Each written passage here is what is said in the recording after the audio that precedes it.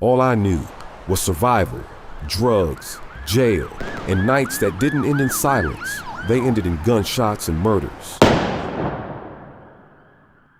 I wasn't supposed to make it out. Before I became the man standing here today, I was a kid the world had already given up on. Before I owned a shoe store, I wore shoes that walked through the worst streets imaginable. Before I ever told someone to walk away from trouble, I didn't even know how. I grew up in a house that never felt like home. My mother was an addict.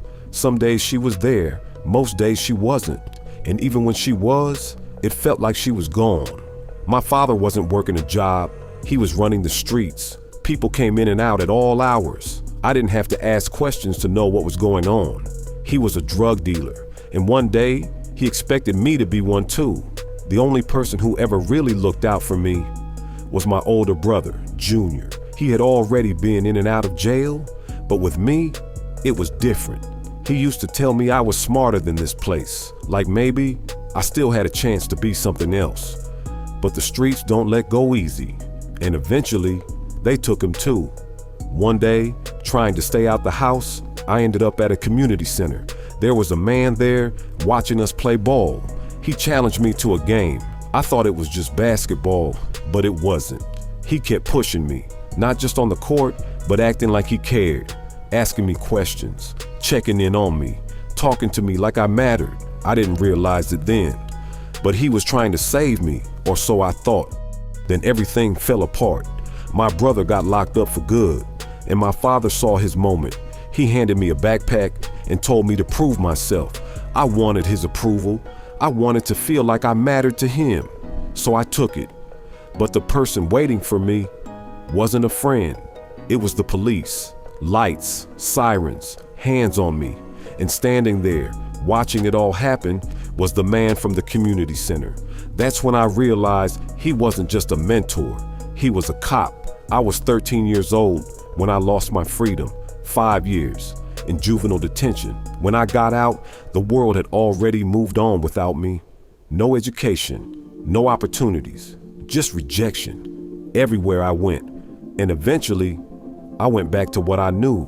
And this time, it cost me everything. 15 years, prison. That's where I met Titus.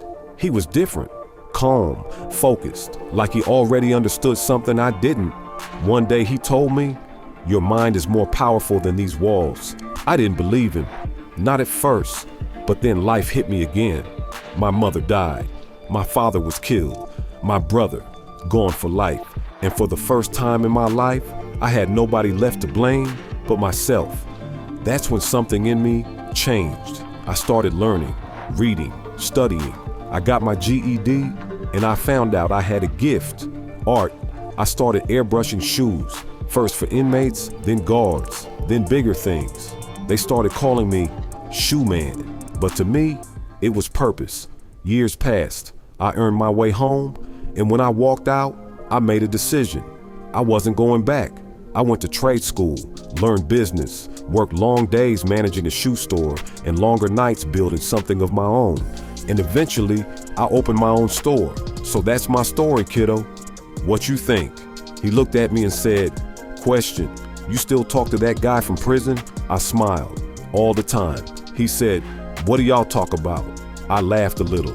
I told him, "I hired a kid who reminds me of me."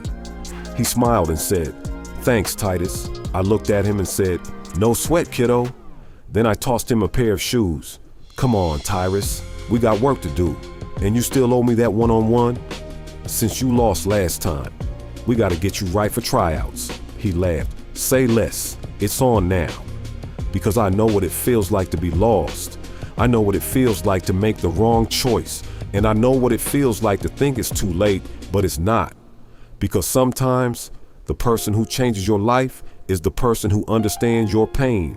And sometimes, the man who teaches you how to walk away was once the kid who didn't know how. And sometimes, you realize success comes when you understand it could all be yours.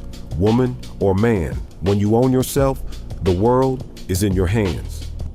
They love you when you're up and kick you when you're down. trying to dim your light and tarnish the shine of your crown. Loyalty makes us family, cause blood just makes us kin. Destruction is an easy mindset too many people enjoy living in. Let them talk, they'll always hate and shoot down your plans. They'll understand at last, cause the world is in your hands. Even though sometimes this life can get so hard, don't let it dim that fire that burns inside your heart.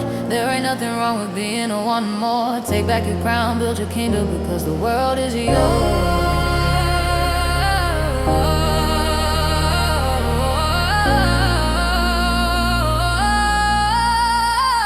I won't fit in or be a